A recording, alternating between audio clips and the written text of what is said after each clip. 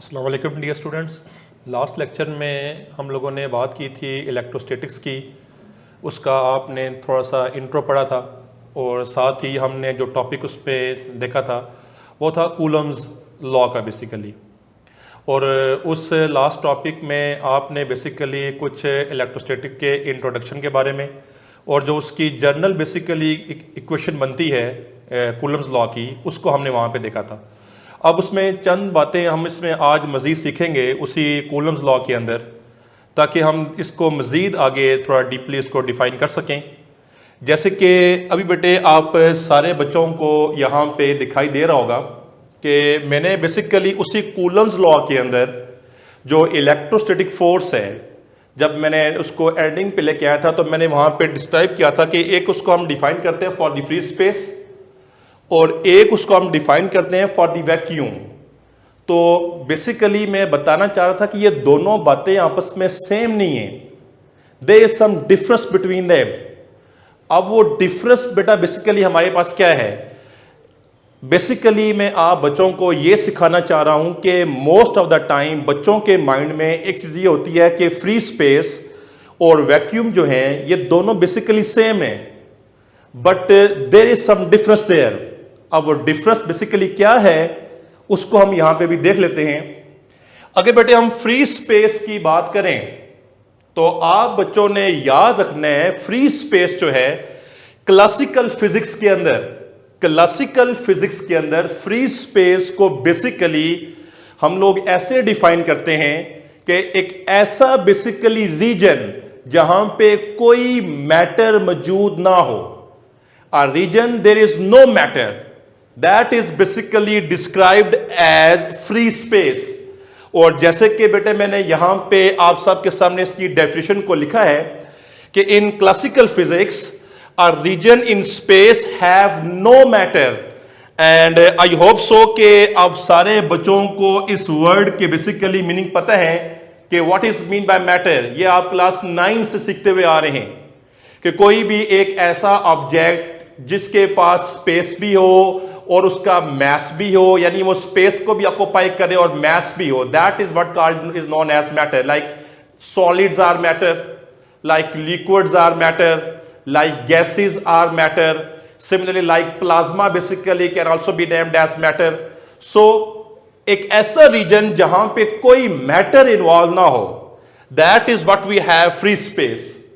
And I told you last time कि free space के अंदर इलेक्ट्रोस्टैटिक फोर्स ऑफ अट्रैक्शन और whether the electrostatic force of repulsion will be maximum, and attraction and repulsion of course depends upon the point charges कि point charges वहां पे कैसे होंगे। if we have like charges of course we have repulsion, and if you have opposite charge of course we have attraction। but अगर आपकी attraction हो रही है या repulsion हो रही है, अगर free space होगी between charges, yes of course we have the maximum force there। and as you know last time हम लोगों ने यह बात सीखी थी कि इलेक्ट्रोस्टैटिक फोर्स का जो बेसिकली फॉर्मूला है in free space, that is Fe is equals to K Q1 Q2 divided by R square, and this K will represents basically 1/4 pi epsilon naught, which is the Coulomb's constant, and in this constant this epsilon naught is basically the free space permittivity। If I will write over here only the epsilon will represent their permittivity, and if we write over here epsilon naught, this will represent their the free space permittivity। और जैसे कि आप लोगों ने last time सीखा था कि permittivity basically एक ऐसी प्रॉपर्टी है, एक ऐसी एबिलिटी है जो कि इलेक्ट्रोस्टैटिक फोर्स के मैग्नीट्यूड के ऊपर इंपैक्ट करती है। अगर आपके वहां पे चार्जेस के दरमियान में कोई मीडियम मौजूद नहीं है, इसका मतलब यह है कि वहां पे हमारे पास उसकी इलेक्ट्रोस्टैटिक फोर्स मैक्सिमम है। तो ये बेसिकली एक ऐसी प्रॉपर्टी है जो कि उसके इलेक्ट्रोस्टैटिक फोर्स के मैग्नीट्यूड के ऊपर इंपैक्ट कर रही है। जब हम इसकी वैल्यू को इस फॉर्मूला में ऐड करेंगे, of course that will becomes here now the electrostatic force will becomes here F E is equals to 1/4 pi epsilon nought Q1 Q2 divided by R square. And here मैंने यहां पे mention कर दिया आपके सामने कि epsilon will only represents permittivity and epsilon nought will of course represents here free space permittivity.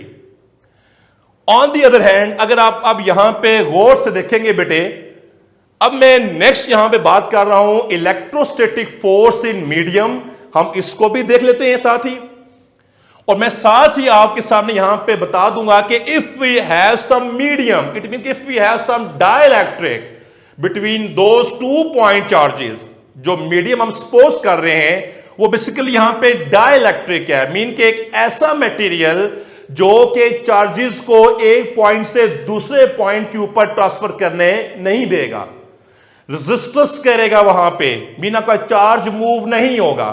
जब आपका चार्जेस ही मूव वहां पे नहीं होंगे तो इलेक्ट्रोस्टैटिक फोर्स ऑफ कोर्स अब यहां पे इंक्रीज नहीं करेगी, वो बल्कि यहां पे डिक्रीज करेगी। तो मीडियम के अंदर इलेक्ट्रोस्टैटिक फोर्स हमेशा कम होती है। कितनी कम होती है? ये बेटा बेसिकली डिपेंड करता है डाइलेक्ट्रिक मटेरियल के ऊपर, कौन सा डाइलेक्ट्रिक मटेरियल हम यूज कर रहे हैं बिटवीन दोज 2 पॉइंट चार्जेस। जैसे कि अगर हम यहां पे गौर से देखें, लेट्स से अगर बेटे मैं यहां पे एक चार्ज को ड्रॉ करूं, let's say that is Q1 here, और मैं यहां पे एक और चार्ज को ड्रॉ करूं, let's say that is the Q2। जब हम इन दोनों चार्जेस को यहां पे ड्रॉ कर रहे हैं, लेट्स से इसको मैंने अपने पास यहां पे नेम दे दिया Q1 का, here we have the Q2 here, तो जो इनके दरमियान बेसिकली यहां पे मीडियम इन्वॉल्व है, हम बेसिकली इसकी बात कर रहे हैं। और बेसिकली जो मैं आपको डिफरेंस बताना चाह रहा था कि आप बच्चों ने याद रखना है, vacuum basically completely free space नहीं है, ये एक प्रॉपर फ्री स्पेस नहीं है। वैक्यूम से मीन ये है कि there are some particles there according to the modern physics. तो वैक्यूम को बेटा मैं मीडियम के अंदर यहां पे इसलिए डिफाइन कर रहा हूं ताकि आपको फ्री स्पेस में और वैक्यूम में डिफरेंस फील हो सके। फ्री स्पेस में मैंने आपको यह बात बताई थी कि free space mean there is no matter involve there, उसमें एक पार्टिकल भी वहां पे मौजूद नहीं होगा, complete free region from matter, that is basically known as free space. On the other hand if we talk about vacuum here, तो vacuum की डेफिनेशन को बेटा मैंने यहां पे रिप्रेजेंट किया है सो दैट ताकि आप बच्चे उसको इजीली डिफाइन कर पाए। अगर आप बेटा यहां पे गौर से देखें तो आपको इस वैक्यूम की डेफिनेशन में एक बात यहां पे दिखाई दे रही होगी कि due to quantum fluctuations we have some particles involve here. और अगर आप अपनी बुक्स के ऊपर देखेंगे तो कूलम्स लॉ के टॉपिक के अंदर जहां पर आपके पास रिलेटिव परमिटिविटी एप्सिलॉन आर का टेबल गिवन होगा, उसमें सबसे पहला जो मटेरियल इन्वॉल्व होगा दैट इज वैक्यूम, और वैक्यूम की जो रिलेटिव परमिटिविटी है दैट इज 1। अब आपके माइंड में आ रहा होगा कि 1 is very small near to the free space, but on the other hand मैंने आपको लास्ट टाइम एप्सिलॉन नॉट की वैल्यू बताई थी which is 8.85 into 10 raised to power minus 12, which is very small from the 1. So vacuum is some medium basically. तो आप अगर यहां पे गौर से देखें तो in vacuum particles may exist due to the quantum fluctuations, and quantum vacuum is a basically dynamic entity, mean कि यहां पे आपका पार्टिकल मूव अराउंड कर सकता है, और इसकी फ्लक्चुएशन से, इसके मूव करने से we have some particles involve there. So जब वैक्यूम की बात आए तो रिमेंबर कि वैक्यूम एक कंप्लीट फ्री स्पेस नहीं है, ये इसमें कुछ ना कुछ यहां पे due to quantum fluctuation, quantum is basically the particle which derived from the quanta, which is जो ये चीज बेटे आप इस साल इंशाल्लाह मॉडर्न फिजिक्स के अंदर यहां पे सीखेंगे। तो आपको अब ये बात कंप्लीटली बेटे यहां पे पता होनी चाहिए कि आपके पास जब भी वैक्यूम आएगा तो आप समझ लें कि ये बेसिकली एक मीडियम इन्वॉल्व है।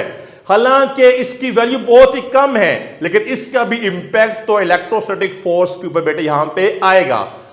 जब हम वैक्यूम की बात करते हैं या मीडियम की बात करते हैं, तो then how we can write electrostatic force in vacuum और the presence of some dielectrics. तो आप बच्चों ने बेटे सबसे पहले तो हम इसको उसी तरह इसकी जनरल फॉर्म लिखेंगे, हाउ कि F E is equals to K Q1 Q2 divided by R square. अब यहां पे के की वैल्यू क्या होगी, के को बेटा हम यहां पे उसी तरह अपने पास लिखेंगे 1/4 पाई एप्सिलॉन। अब आप यहां पे देख रहे होंगे कि मैंने यहां पे एप्सिलॉन नॉट मेंशन नहीं किया, ये हम फ्री स्पेस परमिटिविटी को नहीं पढ़ रहे, बल्कि हम यहां पे जब मीडियम इन्वॉल्व होता है तो हम उसको बोलते हैं रिलेटिव परमिटिविटी। रिलेटिव परमिटिविटी वो भी बेसिकली वैसे ही बेसिकली डिफाइन होगी, ऑफ कोर्स इसका इंपैक्ट आएगा on the magnitude of force. तो मैंने यहां पे एप्सिलॉन मेंशन किया। अब इस एप्सिलॉन को बेटा हम आगे यहां पे मजीद डिफाइन करेंगे। जब मैं इसकी वैल्यू को इस इक्वेशन में यहां पे पुट करूंगा, तो पुट करने से पहले I have to define this epsilon here. तो क्या बेटे आप नेक्स्ट स्टेप पे यहां पे देखें तो remember one thing, this permittivity will be equals to epsilon naught and epsilon r. But the question is ये एप्सिलॉन कैसे इक्वल होगा एप्सिलॉन नॉट के और एप्सिलॉन आर के।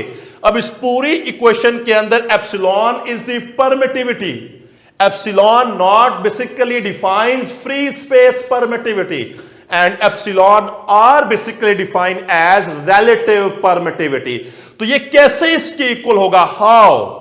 तो अब इस हाउ का आंसर करने के लिए सारे बच्चों ने याद रखना है, एप्सिलॉन आर बेसिकली रेशियो होती है किसके बीच पे, epsilon R is basically the ratio between permittivity of the medium, any medium, permittivity of the medium to the permittivity of the free space. So how we can define relative permittivity? It is basically the ratio between permittivity of the medium to the permittivity of the free space. According to this, we can write epsilon r as epsilon divided by epsilon naught. Now by cross multiplying, it can becomes over here epsilon is equals to epsilon naught and epsilon r. और इसको मैंने यहां पे define भी कर दिया है कि epsilon R is the ratio between permittivity of medium to the permittivity of free space. यानी ये दो परमिटिविटीज की बेसिकली रेशियो है। जब ये दो मीडियम्स की बेसिकली रेशियो है तो उसको हम यहां पे अपने पास इस फॉर्म में डिफाइन करेंगे। जब उसको हम क्रॉस मल्टीप्लाई करेंगे तो epsilon will becomes over here epsilon nought and epsilon R. अगर ये इसके इक्वल है तो फिर हम नेक्स्ट स्टेप के अंदर अपनी जनरल इक्वेशन को लिखेंगे, F E is equals to K Q1 Q2 और आर स्क्वायर। और के की वैल्यू जहां पे एप्सिलॉन थी, आप अगर यहां पे गौर से देखें तो जहां पे इसकी वैल्यू एप्सिलॉन थी, हमने इस एप्सिलॉन की वैल्यू को जब डिफाइन कर दिया which is equals to epsilon nought and epsilon R, तो फिर आपने इस वैल्यू में जब इसको पुट किया, it will becomes over here 1/4 pi epsilon nought epsilon R. अब जब हम इस के की वैल्यू को इस मेन इक्वेशन में पुट करेंगे तो पुट करने के बाद and that will becomes over here F E is equals to 1/4 pi epsilon nought epsilon R Q1 Q2 divided by R square. This is basically the electrostatic force while we are dealing in medium। जब हम medium के अंदर deal करेंगे तो आपके पास ये बेटे basically यहां पे इस फोर्स की वैल्यू आएगी। और आपने याद रखना है कि मीडियम के अंदर जब भी आप इलेक्ट्रोस्टैटिक फोर्स ऑफ अट्रैक्शन को देखेंगे, जब भी आप इलेक्ट्रोस्टैटिक फोर्स ऑफ रिपल्शन को देखेंगे, तो इसका जो मैग्नीट्यूड होगा वो कम होगा रिलेटिव। जब आप उसके अकॉर्डिंग देखें कि जब आप दोनों पॉइंट चार्जेस दरमियान में कोई मीडियम इन्वॉल्व ना करें, जब कोई मीडियम इन्वॉल्व नहीं होगा तो electric static force is maximum. और जब हम मीडियम को इन्वॉल्व करेंगे तो वो मीडियम बेसिकली डाइलेक्ट्रिक होगा, जो कि बेसिकली चार्जेस को Q1 से Q2 पे यानी एक पॉइंट से दूसरे पॉइंट पे मूव करने नहीं देगा। जब वो मूव नहीं करेंगे तो इलेक्ट्रोस्टैटिक फोर्स यहां पे कम होगी, चाहे वो अट्रैक्शन की हो, चाहे वो बेटे यहां पे रिपल्शन की हो। अब यहां पे डिफरेंट डाइलेक्ट्रिक का जो मैग्नीट्यूड है वो फिर डिफरेंट बेटे यहां पे होगा। लाइक के अगर मैं आपको यहां पे एक्सप्लेन करूं, जैसे कि वैक्यूम का जो relative permittivity that is 1। Similarly जब आप एयर की बात करते हैं that is almost equal to 1.003। तो हालांकि बहुत स्मॉल डिफरेंस है। इसी तरह हम ग्लास यहां पे यूज कर सकते हैं, glass is also the dielectric material here. So basically वो डिपेंड करता है कि जो डाइलेक्ट्रिक मटेरियल आप यहां पे यूज करेंगे। और डाइलेक्ट्रिक मटेरियल एक ऐसा मटेरियल है जो कि एज ए इंसुलेटिव यहां पे बिहेव करता है, जो कि चार्जेस को एक पॉइंट से दूसरे पॉइंट के ऊपर ट्रेवल करने नहीं देगा। तो ये बेटे भी आप लोगों ने यहां पे इलेक्ट्रोस्टैटिक फोर्स की वैल्यू को देखा है। अगर आप इसके अंदर गौर से देखें तो अभी बेटा मैं इस फॉर्मूला में एक चीज बेटा यहां पे करूंगा। ये जो आपने वैल्यू पढ़ी थी 1/4πε0 r² Q1 Q2, this value is similar to that force जो कि आपने मीडियम में पढ़ी थी। तो फिर हम इसको यहां पे जब आप कोई भी मीडियम इन्वॉल्व करते हैं तो फिर हम इसको कुछ इस फॉर्म लिखेंगे कि electrostatic force in medium, electrostatic force in medium can be equals to electrostatic force in vacuum divided by epsilon r.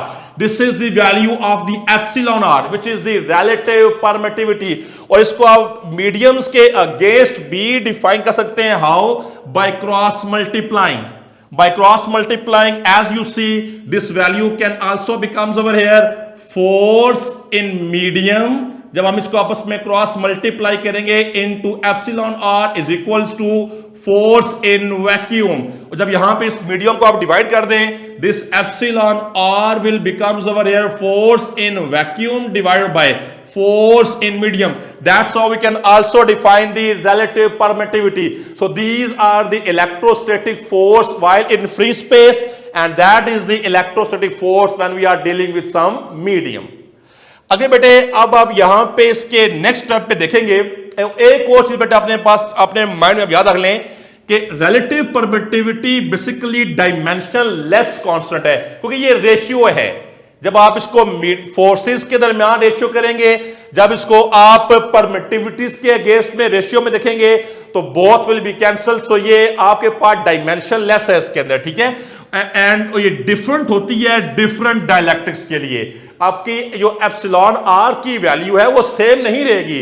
Of course अगर आप डायलेक्ट्रिक चेंज करेंगे तो इसकी जो वैल्यू है वो बेटे हमारे पास यहां पे चेंज हो जाएगी। अब बेटे ये कुछ इसकी मजीद पढ़ने के बाद कि इलेक्ट्रोस्टैटिक फोर्स मीडियम में कैसी होगी, या इलेक्ट्रोस्टैटिक फोर्स वैक्यूम में या मीडियम के अंदर या फ्री स्पेस में कैसे होगी, उसके बाद द मोस्ट इंपॉर्टेंट वन जो कि आपने क्लास 10th के अंदर चीज नहीं सीखी होगी वो ये है vector representation of electrostatic force. क्योंकि फोर्स एक वेक्टर क्वांटिटी है, चाहे वो इलेक्ट्रोस्टैटिक फोर्स हो, चाहे वो ग्रेविटेशनल फोर्स हो, फोर्स एक वेक्टर क्वांटिटी है। तो उसके पास मैग्नीट्यूड भी है और इसके पास डायरेक्शन भी है।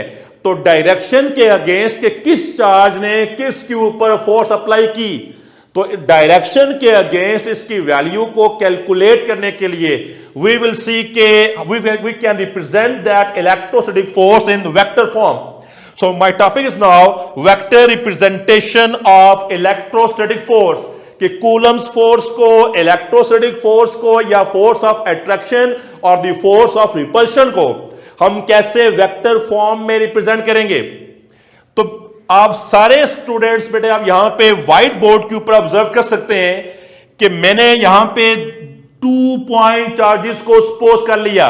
This is my charge Q1 and that is my charge Q2, and here we have the distance between them which is R here.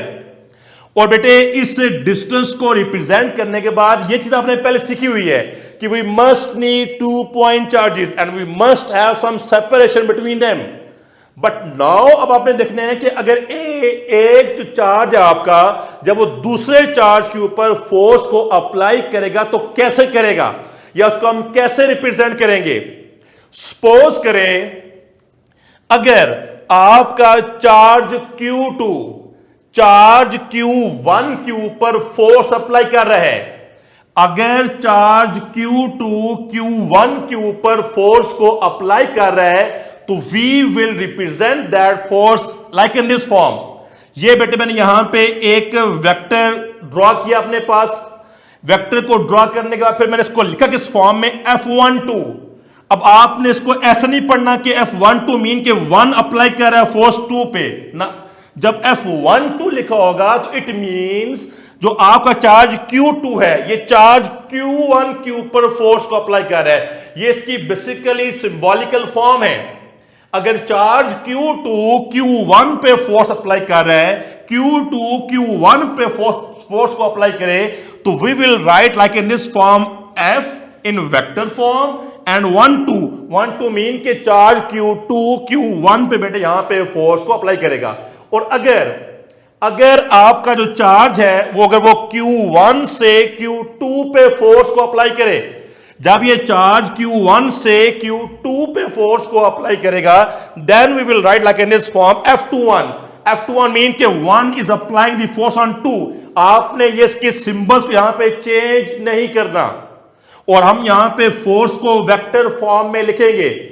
अब इसको हम कैसे और यहां पे अपने पास रिप्रेजेंट करेंगे, याद रखिएगा बेटे आप लोग, जब भी हम लोग किसी भी वेक्टर को हम रिप्रेजेंट करेंगे उसकी डायरेक्शन के साथ, तो याद रखिएगा आप बच्चों ने एक वेक्टर पढ़ा होगा क्लास 9 के अंदर, उस वेक्टर का नाम था यूनिट वेक्टर। यूनिट वेक्टर एक ऐसा वेक्टर होता है जो कि उस वेक्टर की डायरेक्शन को रिप्रेजेंट करे। तो बेसिकली जो हम और आप लोगों ने देखना है कि जो Q2 मैंने यहां पे चार्ज पोज किया है इसकी फोर्स बेसिकली उसी लाइन पे रहती है, वो लाइन जो कि इन चार्जेस के सेंटर को आपस में मिला रही होती है। हम उसी के ऊपर इसकी डायरेक्शन बेटे यहां पे रिप्रेजेंट करेंगे। अब कैसे रिप्रेजेंट करेंगे? सबसे पहले तो बेटे हम यहां पे जानते हैं कि what is the general form of electrostatic force. वो बेटे यहां पे वैसी होगी कि F is equals to K Q1 Q2 over R square. But अब हमें यहां पे रिप्रेजेंट करना है उसकी वेक्टर फॉर्म को। वेक्टर फॉर्म में कैसे रिप्रेजेंट होगा? लेट्स सपोज अब हम यहां पे उसी तरह देख रहे हैं कि Q2 Q1 पे फोर्स को अप्लाई कर रहा है, तो we are basically calculating here F12 को हम यहां पे एक वेक्टोरियल फॉर्म में कैसे लिखेंगे? आई will write over here F12 mean के charge Q2 applying the force on charge Q1, that is the symbol here, which is equals to K is the constant. We have two charges Q1 Q2 and our R square which is general form here। और आपने इसकी vector form को represent करना है from the unit vector. ये मैंने यहां पे इसके डिस्टेंस का यूनिट वेक्टर रिप्रेजेंट किया है। अब हम यहां पे गौर से देखें, फोर्स के सिंबल को मैंने लिखा है F12 और जो यूनिट वेक्टर है यहां मैंने लिखा है 2। ओके बेटे, बाज बुक्स के अंदर हम इस डिस्टेंस को R21 को बेटे हम ऐसे भी रिप्रेजेंट करते हैं लाइक R12।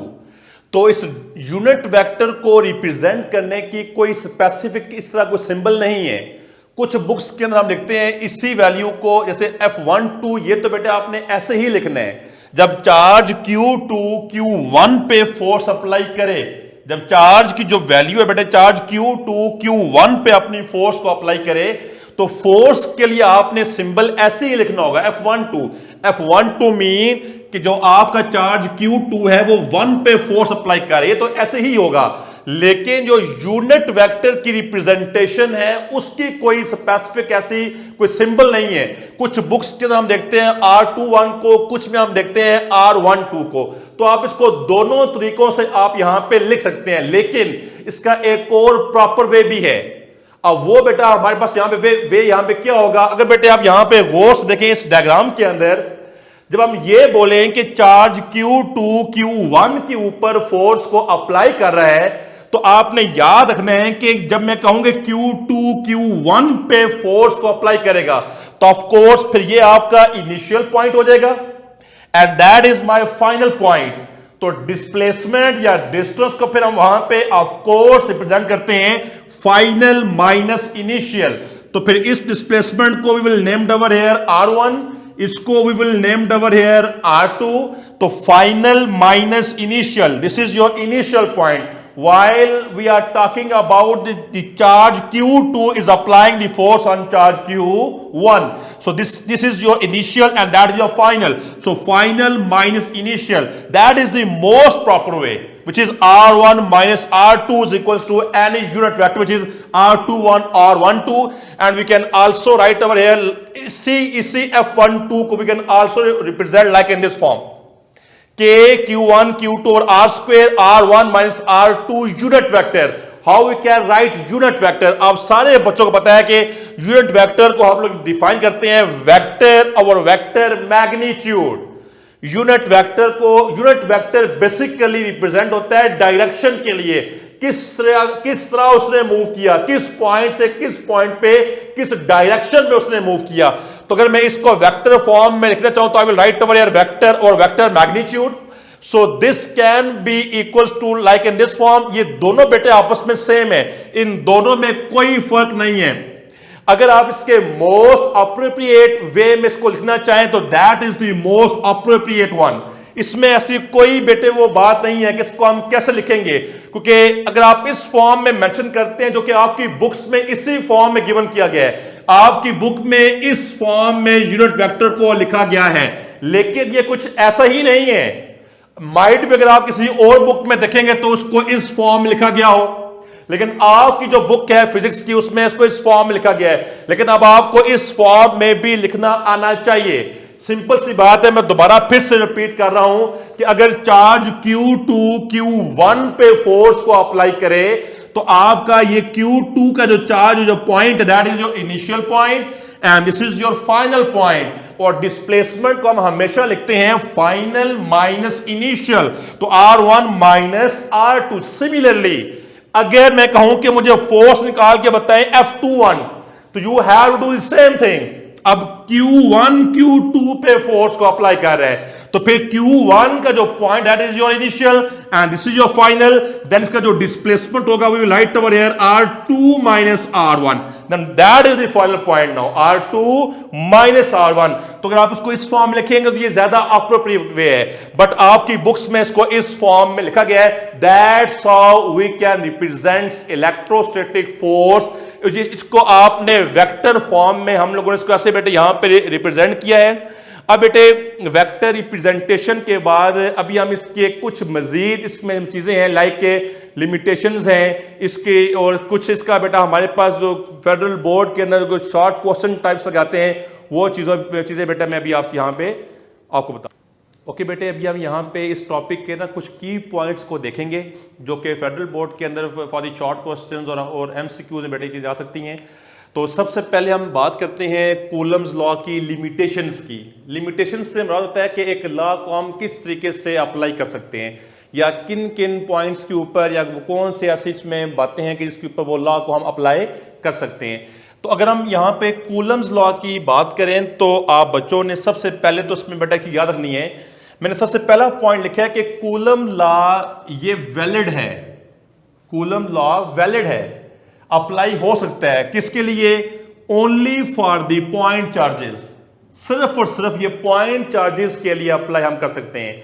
अब पॉइंट चार्ज के क्या है इसके बारे में बेटा मैंने प्रीवियस लेक्चर में बहुत थॉरोली बात की हुई है.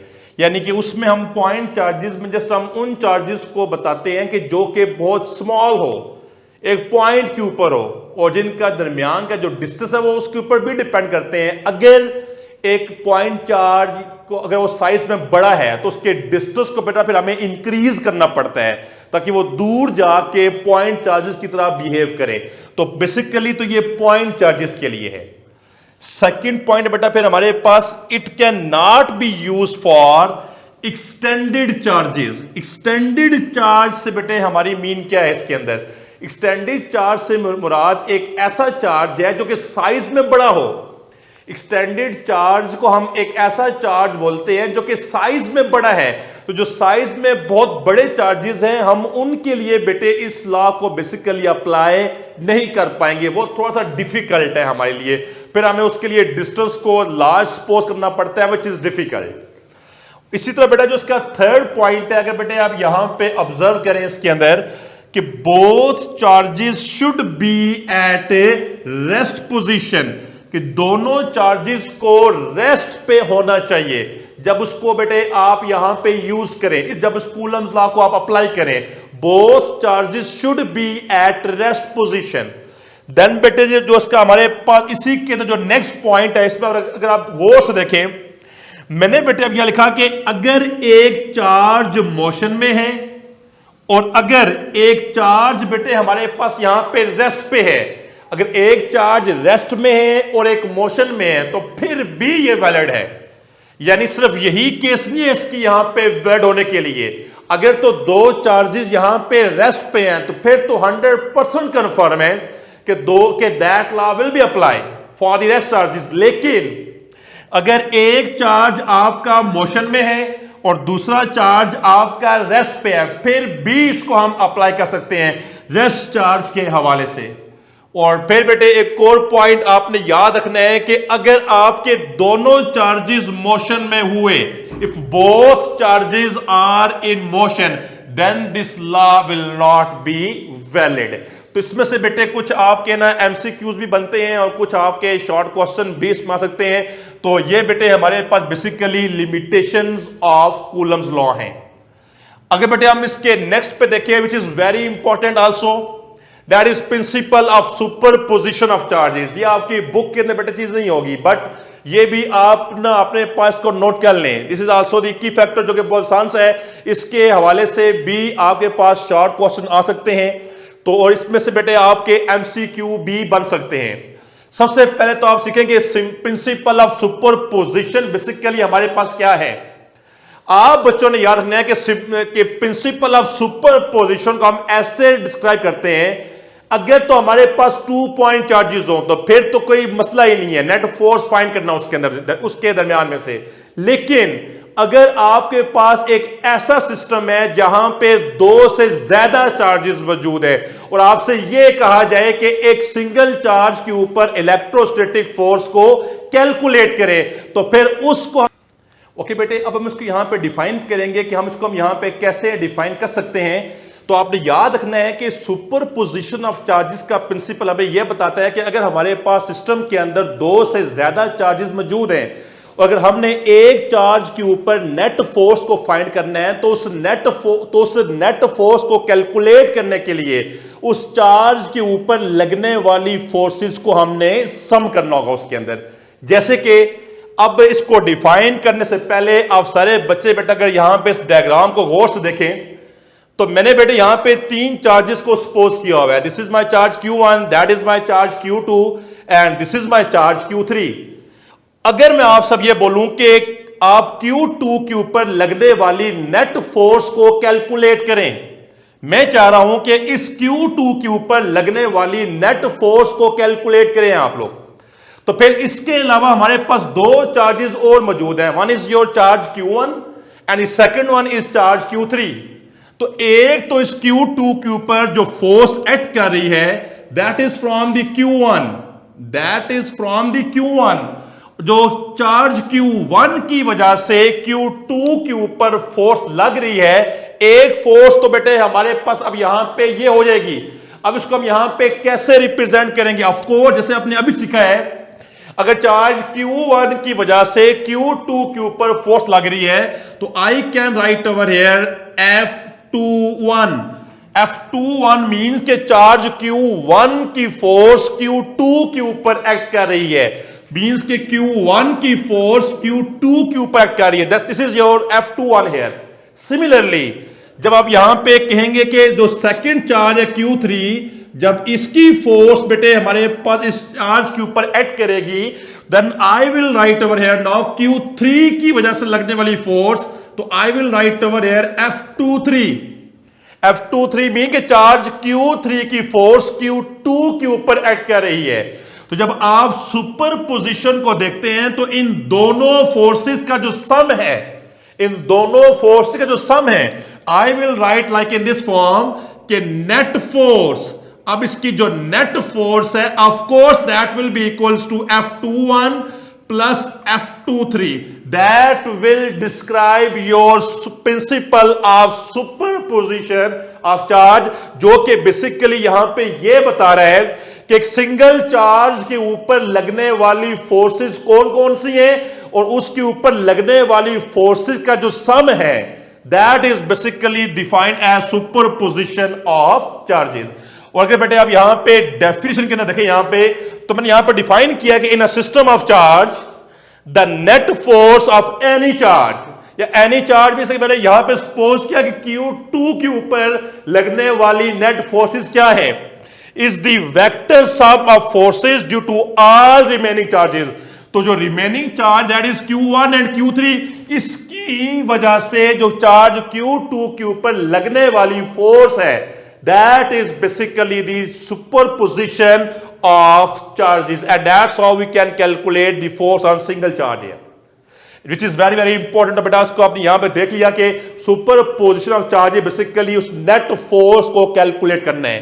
एंड लास्ट बेटा फिर हमारे पास यहां पे यह है कि the difference and similarities between electrostatic force and the gravitational force, जो कि आपने क्लास 9th में भी पढ़ा हुआ है, बट ये भी शॉर्ट क्वेश्चंस के लिए एमसीक्यूज के लिए काफी इंपॉर्टेंट है। अगर बेटे हम सिमिलैरिटीज की बात करें तो एक बात तो आपने याद रखनी है, इलेक्ट्रोस्टैटिक फोर्स हो या ग्रेविटेशनल फोर्स हो, दोनों के दोनों इनवर्स के लॉ को ओबे करेंगे। दोनों में फोर्स इनवर्सली प्रोपोर्शनल है स्क्वायर ऑफ डिस्टेंस का। सेकेंड पॉइंट जो उसकी सिमिलैरिटी में बेटे यहां पे डिफाइन करेगा, both will act along the line joining the sentence. चाहे वहां पे दो ऑब्जेक्ट्स थे, यहां पे दो चार्जेस है, यहां पे जब हम बात करते हैं तो उन दो चार्जेस के दरमियान की जो लाइन ज्वाइनिंग है ये भी बेटे हमारे पास यहां पे सेम होगी। नंबर थर्ड पॉइंट है, बोथ आर कंजर्वेटिव फोर्सेस, चाहे इलेक्ट्रोस्टैटिक फोर्स हो चाहे ग्रेविटेशनल फोर्स हो, both are conservative. And fourth point है कि both can act in vacuum. तो these are some similarities in electrostatic force and the gravitational force. अब बेटे हम बात करते हैं इसमें डिफरेंस की।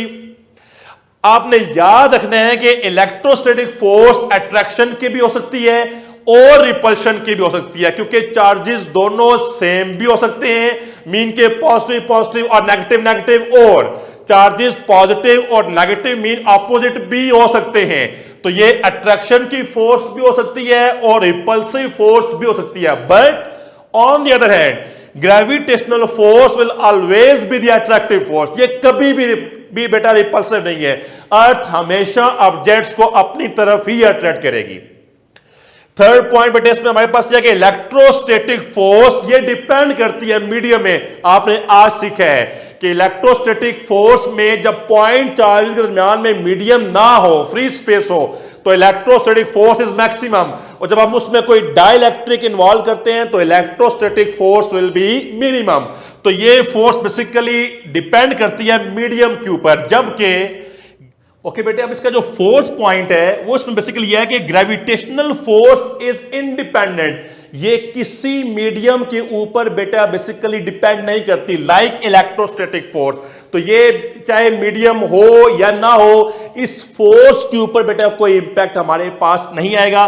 तो ये बेटा बेसिकली हमारे पास कूलम्स लॉ का टॉपिक था। इंशाल्लाह नेक्स्ट टॉपिक के साथ बेटे हम यहां पे अब मैं आपके साथ अवेलेबल हूंगा। तब तक के लिए बेटे आप सारे बच्चों को अल्लाह हाफिज।